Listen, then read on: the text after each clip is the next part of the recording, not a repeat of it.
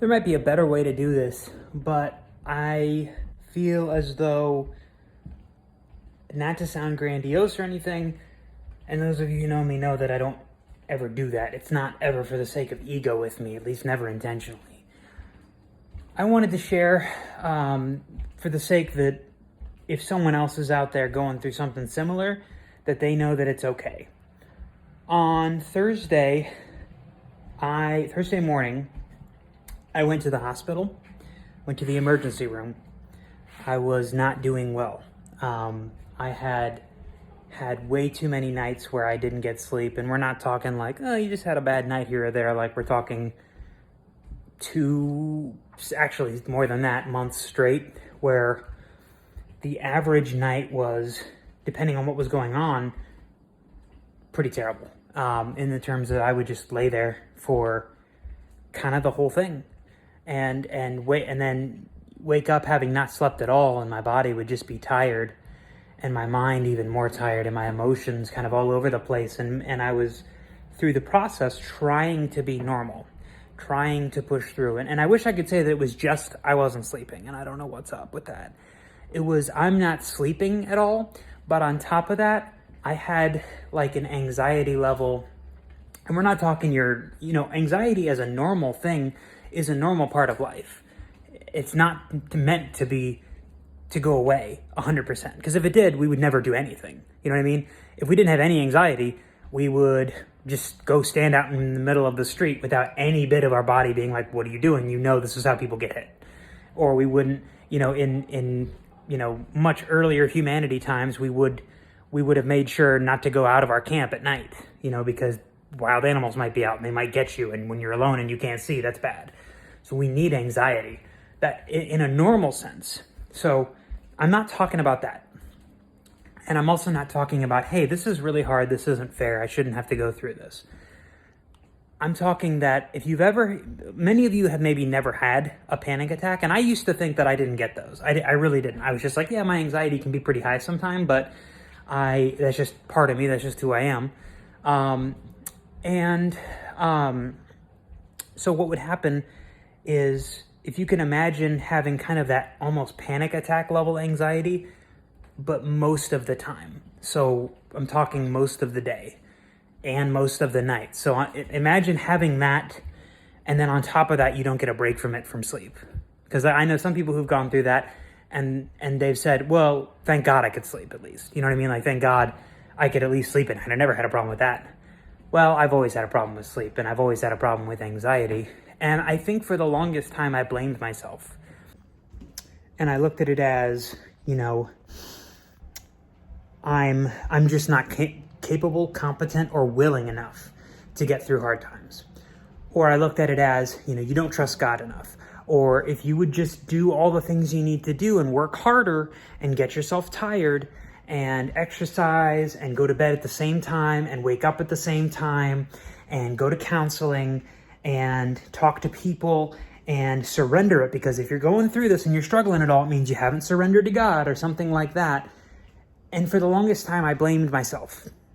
I blamed myself because that was what I had heard from a lot of people. That is, in a lot of ways, the way that evangelicals kind of talk about things. I think it's getting better in some cases, but we do tend to spiritualize everything and then discount physically and neurologically what's going on. So you'll have people who will be like, oh, there's nothing wrong with taking, if you have high blood pressure or diabetes, you need to take medication. It's not a spiritual problem.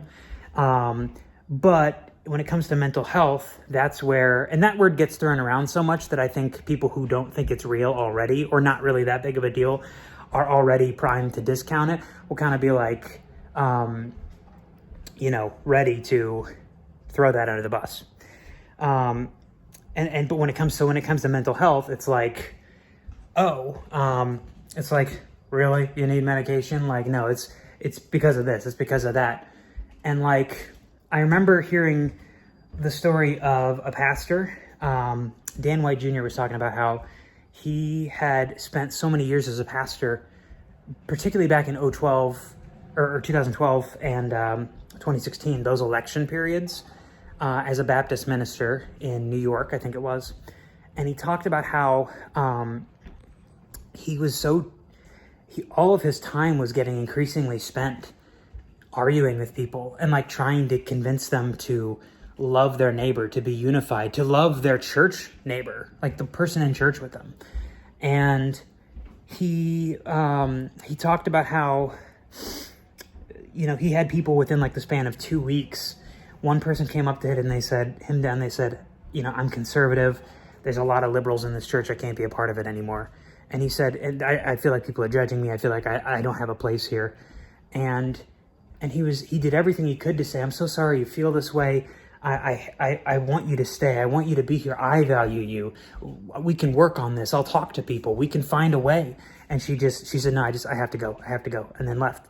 And then 2 weeks later, a couple came up to him and said, we know that there's conservative people in this church and we're liberal and we can't be party to that. We can't enable that. We can't allow that. So we need to get out of here. And then they left too. And he talked about how there was a time when they were going to build something in the community center and the whole church voted on it. And he had people who said, most of the people voted for it. The community wanted it. It was like a community center type thing with a coffee shop and also a thrift store for people and to provide hot meals and stuff. And then some people in his church came up to him and said, like, we'll ruin you if you do this. Like, Christians, mind you. Ironic, isn't it? Christians. And he had to deal with the heartache of that. And then there was a faction of people who left the church that they had convinced him that, like, they convinced other people in the church that, like, it was an ego trip or something, and then they all left, or they tried to ruin him and run him out. And the point is this, he was dealing with, in his circumstance, so much constant stress and pressure and difficulty that he was on vacation at one point and he slept like 12 hours straight. And his wife was like, are you okay? And he was like, yeah, I just needed, jet lag and all that. And he went to sit down to eat a bowl of cereal and his hand was tremoring. And he was like, that's weird. And then it didn't go away. He chalked it up to low blood sugar and it didn't go away. And they were afraid that it was something deeper. And so they went back, they talked to a neurologist. They did all the different tests that they could do. And the neurologist said, your neurology is showing signs of PTSD. And he was like, that's impossible. That's not true. Like, that can't be true. And she said, well, what do you do for work? And he said, I'm a pastor. And she said, well, when soldiers go off to war, the psychologist said this, along with the doctor who was there who did the tests. And she said, when soldiers go off to war and they're in a constant hostile emotional environment, and then they come back home, their brain is still telling them that they're in a hostile environment, even though they're not, and they have no reason to feel that way. And he had to get help, basically. And a lot of times the evangelical church doesn't really do a good job of making space for that to be okay. We talk about it's all just spiritual. And it didn't occur to me until probably 2 months ago, I realized I needed to get back on some sort of medication. I'd been off of it for a long time. And one day my anxiety just started to increase. And then it just kept going up every day. And I was like, this doesn't make any sense. And I would spend my mornings writing out my prayers, my heart, thinking through it critically, and then trying to sleep at night, trying to do this. And then, because remember, back in January, I was in a car accident, and I still have this shoulder right here and the hip on the same side. There's still some lingering pain there. Like, for the hip, at least, it's pretty demobilizing. So I can't run. I can't walk I probably shouldn't be doing it right now. I can't walk for a long period of time without that becoming both inflamed and causing serious issues. And we don't really know what's wrong with it. And in the meantime, there's lingering pain and limited mobility. And then, so I've been going back and I realized I was going back and forth to all these doctor's appointments, missing work to do it, by the way. And not wanting to do that, not wanting to make a problem, not wanting to take time off for it. And just coming up with answer after answer of, we don't know what's wrong. We don't know why it won't go away, and dealing with that. And then on top of that, of course, working as we all have to do. And and then a bunch of other little things. And then on top of all of that, I couldn't sleep. I remember telling Casey, like, if I could just sleep, I'd be fine. Like, I mean, it would still kind of suck that I was going through this, but like, I could probably get through it if I knew at the end of the day, today sucked, but I can, when I get home, I'll relax a little bit if I can, and I'll go to bed. And then, and over time, part of what happened, I know I'm jumping back and forth, so bear with me. This is the best I can do. I got to this point where I stopped enjoying the things I used to enjoy as well. Like I couldn't, nothing was entertaining to me. And that was troubling because that meant it wasn't just like, oh, I'm bored. It was like, I can't stop thinking about things. It was, I can't stop being anxious. If I could just calm down and maybe focus on something else, but I couldn't. I couldn't, and I didn't know what was up with that. And so I thought I needed to back off some things. And so this whole process, I'm going to try to make sure I go to bed at the same time. I'm going to make sure that I, try to get up early or on the same time. I'm going to try to move as much as I can, which throughout the different parts of getting help from doctors for the hip and the shoulder, it was like, hey, don't do anything for now. You can't. And so having this energy, like I want to get it out, and I can't, right? And so there's that. And then on top of that, learning a new job this past year and dealing predominantly in kind of more like the customer service side of things. So like dealing with people who have a problem, needing to have the answers, needing to be able to handle when people have a problem, and a lot of the time getting the blowback from, you causing this problem and all this stuff. And then also trying to work on all these other goals that I had. And then after a while realizing that was a problem. And then 2 months ago, I remember just talking to Casey, talking to my parents, talking to my sister Lindsay, and even some friends, and just saying, like, I think I need to go back on medication because I just can't. I don't think I can do anything further than I'm doing right now. And I go through all of this stuff, and I'm still not quite there, and I still can't sleep. And so after, we'd gone on vacation, and I still. We were in Florida, and we stayed with my parents. It was a good time to be there. It was good to kind of be away from everything. And I was able to, some of the nights down there, sleep at least, because I'd been prescribed something that might help with that. It did for a couple days, and then it stopped. So we were down there, and I was starting to feel a little bit better. But I still was kind of feeling it every day, you know what I mean? And then as the time came, we kind of got back, and as it was time to leave, I just remember being incredibly anxious. Like, I had it every day, you know what I mean? I still had that anxiety every day, but we got back, and I was like, I'm just so nervous about starting work again on top of everything else. And despite doing the best that I could, it just kept getting worse. And then I made it through my first day back at work, and I remember several points throughout that day I just couldn't, like I was on the verge of having like this panic attack, you know what I mean? And I just couldn't get it to calm down. I just couldn't. I would do the breathes, I'd breathe in for 4, out for 8, try to empty the lungs, get that excess oxygen out of your body so that your body can, I think it's, get out of that sympathetic nervous system, the fight or flight response, and operate with the parasympathetic nervous system so that you're operating on higher brain function and can think rationally. Because when you're in that heightened anxious state, you can't think as rationally, like because your body's trying to get you out, like you're in a crisis. You know what I mean? Like that's why, as one counselor put it to me, like that's, when you're in the woods fighting a bear, if you're a caveman or something, you don't have to think about anything else other than I need to survive right now, And so it makes functioning hard. And when you're dealing with that all the time, all this other stuff takes your window of tolerance to, like, you used to be able to handle this. Now, now your cup is this full before it overflows. And like, I was doing everything that I could, and I just couldn't seem to get it better. You know what I mean? I kept pushing and I kept pushing. And for the longest time, I put off going to the emergency room. My friend Paige, I saw her talking about a time when she went, and I knew a friend of mine, he had gone once too. But I didn't want to do that. I didn't want to do that because I was convinced that if I just kept pushing, and that's what I heard when I would go to some people, is, you're going to get through this. We're going to be okay. Just keep going. You can't give up. You can't give up. And so I also didn't want to look like a failure. I didn't want to give up. I didn't want to be somebody who can't handle life. Because if I go, then that means that I'm crazy. If I go, then that means I'm somebody who just can't be a tough, strong man who can handle life. And then that morning, I woke up after, I hadn't slept at all, actually. So I had laid there until it was time to get up.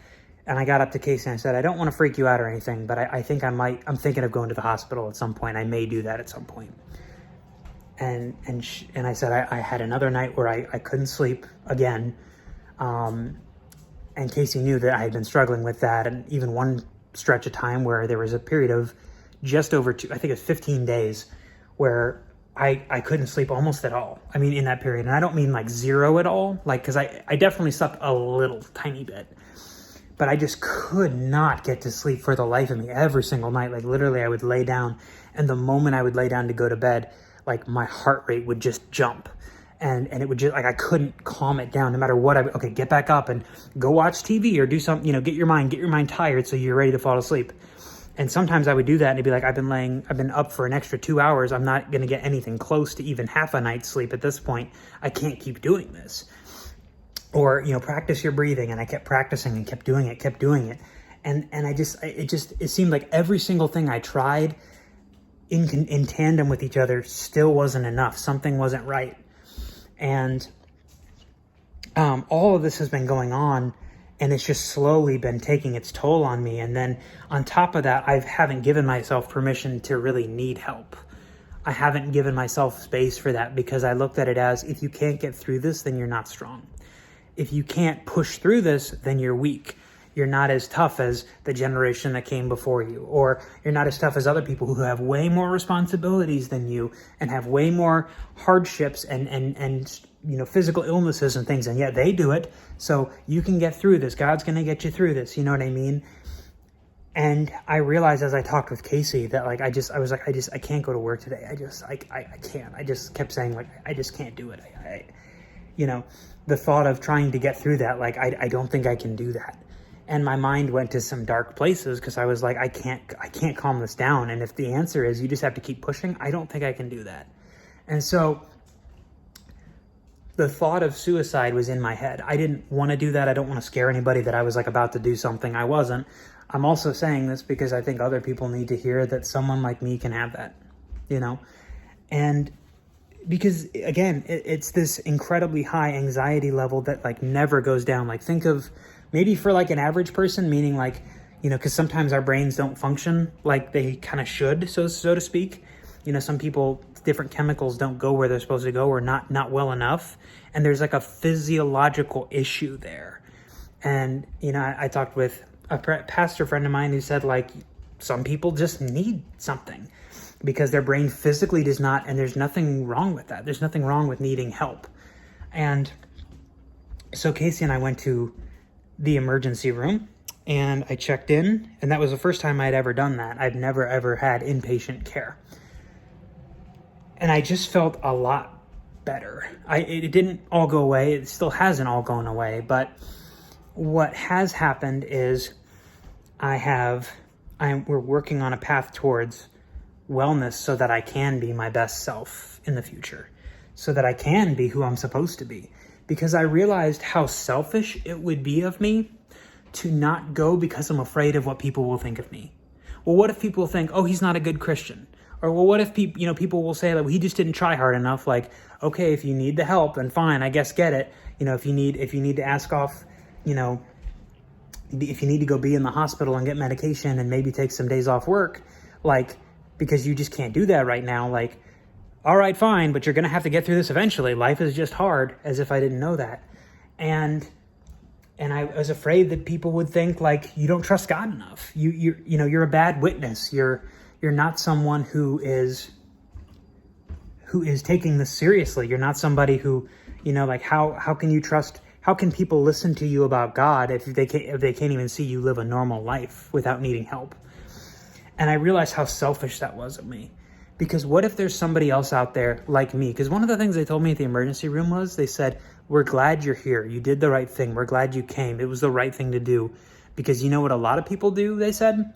They said a lot of people don't come and then they kill themselves.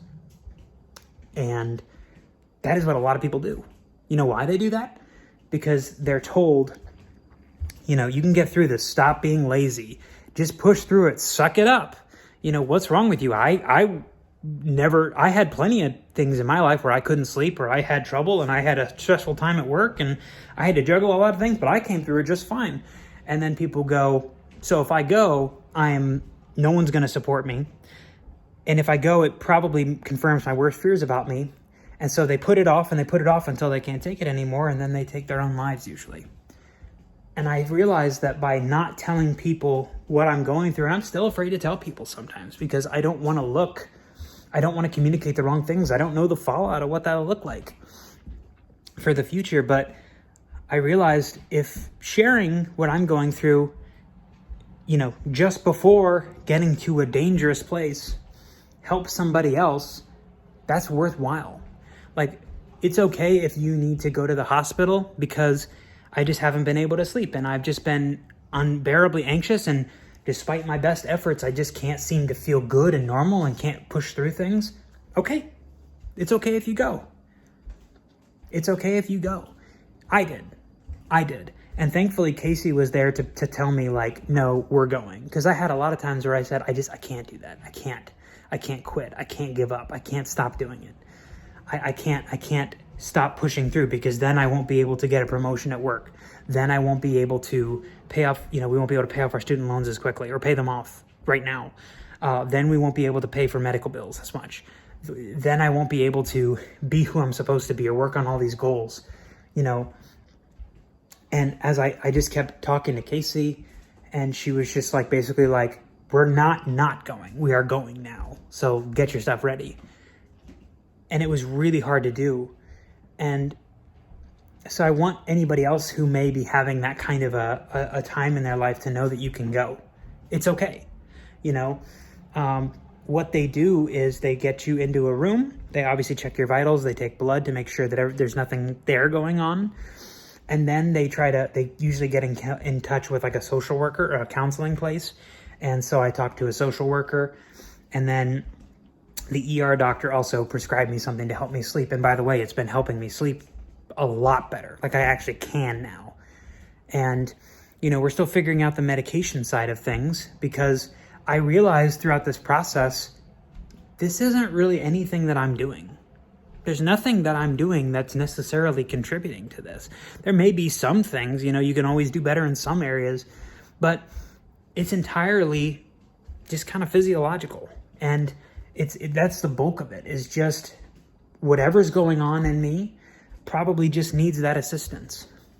And it's okay if you need that. It's not sinful to need that any more than it's sinful for someone who has diabetes to take medication. You know what I mean? And if people give you crap about it, well, they can answer to God for that. You know what I mean?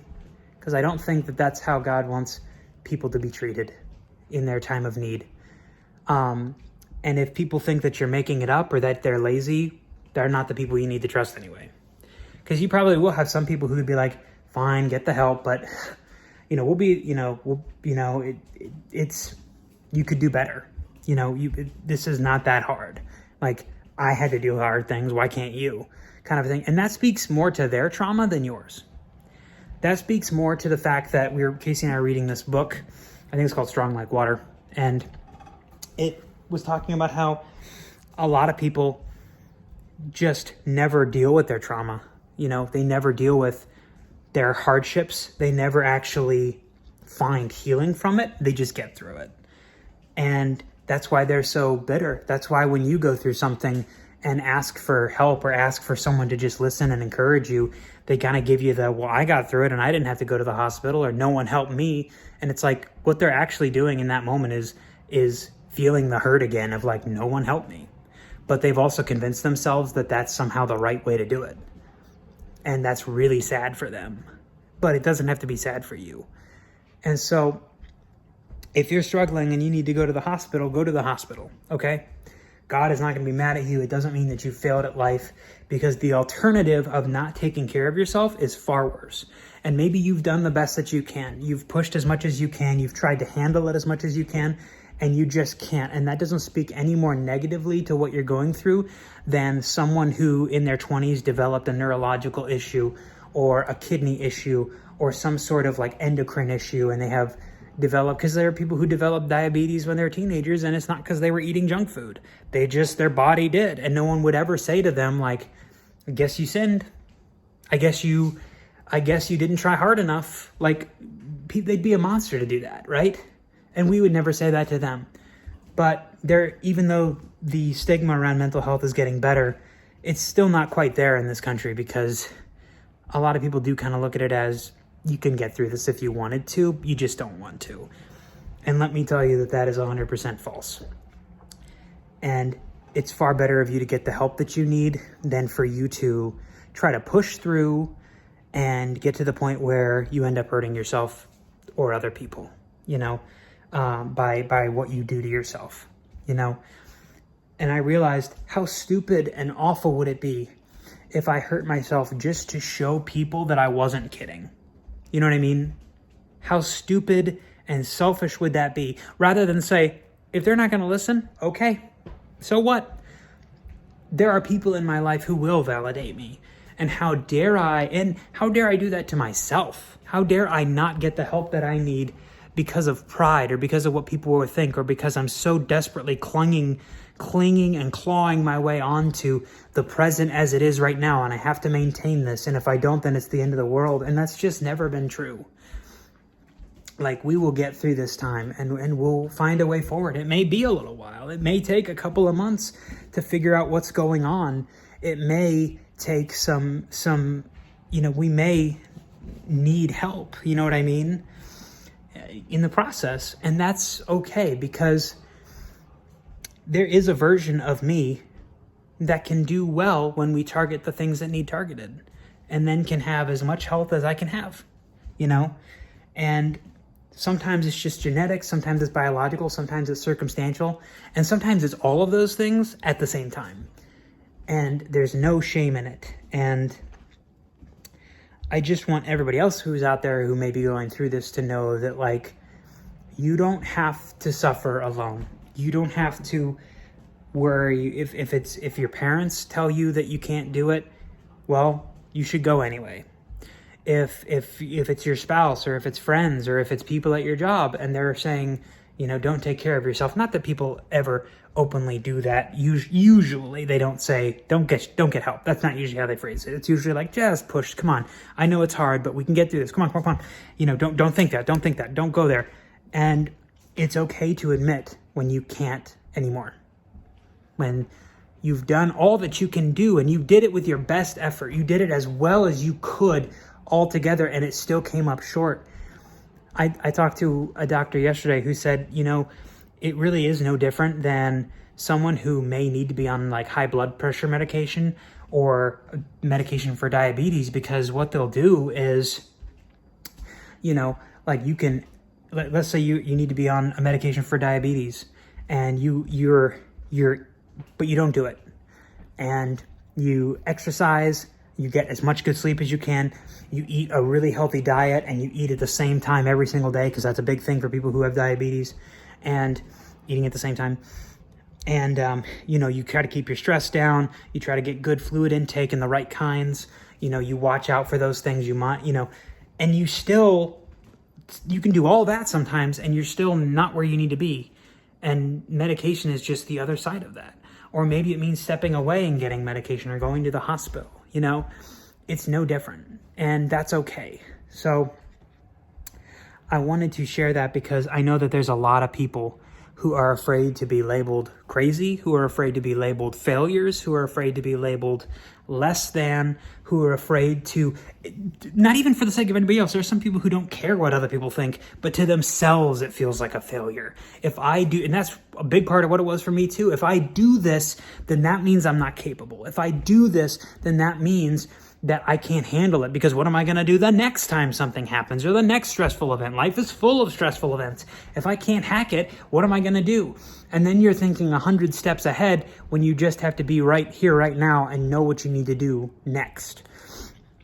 And there are people out there who will help you. There are resources, whether that's governmental resources, or whether that's local, or whether that's at your church, or whether that's with your family and friends, or some combination of all of those. Like, it is worth doing, because the world is worth having you in it and you being in the world. And to quote Batman, because everybody knows I love him, these scars make us who we are. You don't have to go back and fix everything. You don't have to go and pretend that it doesn't bother you, or try to obsess over what you could have done better. You just have to do what helps you right now. And that's okay, So if you're struggling, and if you've been told it's not okay, hear it at least from me. It is okay. And if you need help, you need help, and that's just the way it is. It's just a part of life. And it's worth doing, because the world is worth having us in it. And there is a time when things can get better, because that's what I've asked a lot of people, like, can it get better? Does it get better? And I've often heard not just, oh yeah, and not just, no, it actually doesn't. But yeah, it can. It can. You just have to go through the process.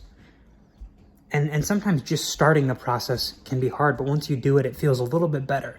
It's like that song says, a little at a time, I feel more alive. And that's because you're doing what needs to be done. And so I wanted to share that with you, to share that I'm doing a little better.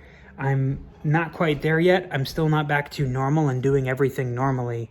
We're trying to figure that out so that I can get to that point again soon. But there's one thing I was certain of.